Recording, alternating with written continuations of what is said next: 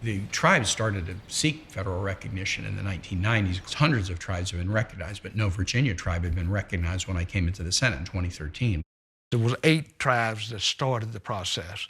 Went to Washington, D.C., the Bureau of Indian Affairs.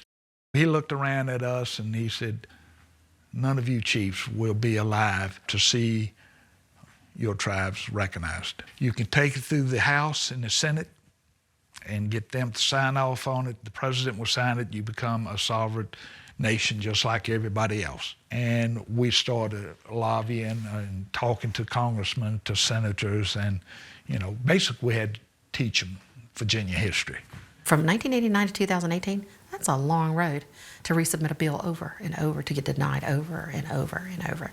Sometimes one house would be okay and the other wouldn't. We had times when the House was supported and the Senate wasn't, and we had times when the reverse happened. If you don't get a bill passed in 2 years, you start all over.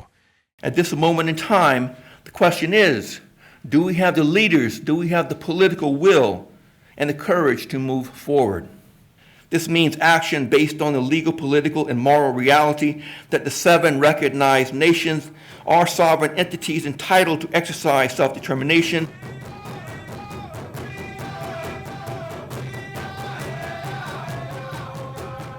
We're kind of feeling our way in Virginia. So when a tribe gets recognized, they're recognized as a sovereign.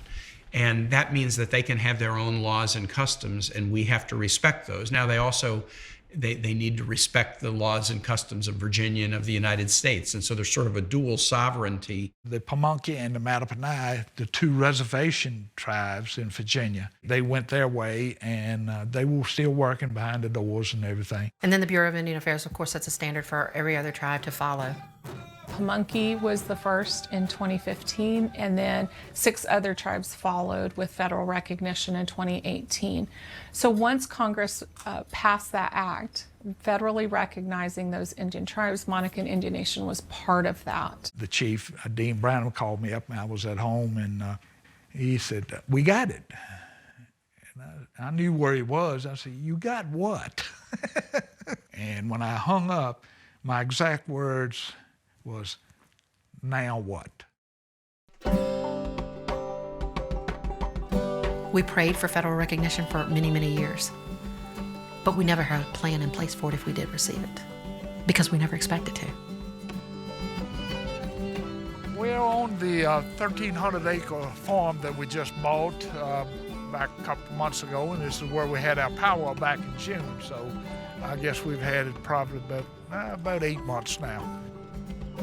This is a beautiful spot, and I would almost go to say this probably, if not the prettiest in Amherst County, it's the prettiest one that I know about. Might be other sites that's just as pretty, but we don't own those.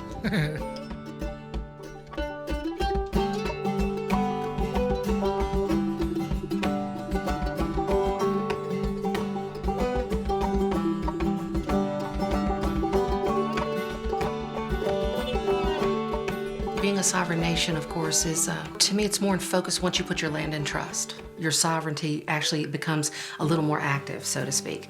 And that's when you actually become a nation within a community.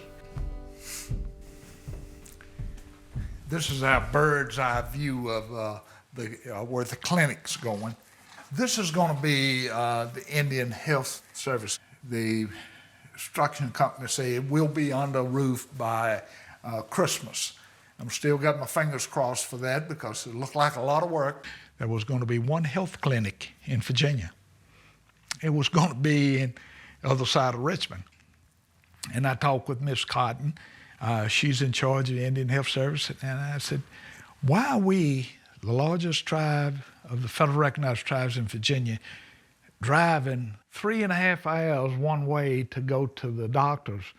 Why don't you put another one up here? We already got the land for it. I said, I'm not very patient when it comes to government anyway. The only thing about the government is they can flip a switch and you don't really trust them. I mean, they've never upheld a United States treaty. That's not an organization I have a tendency to want to ease and cozy up to and do warm fuzzies with, It's just not me. We do trust Senator Kaine and we trust Warner because they are truly involved in helping our people. It is building a trust with those individuals, but not the entire organization. There is no way we can reel things back and ever do enough to compensate or make even what was taken from these tribes. It's impossible.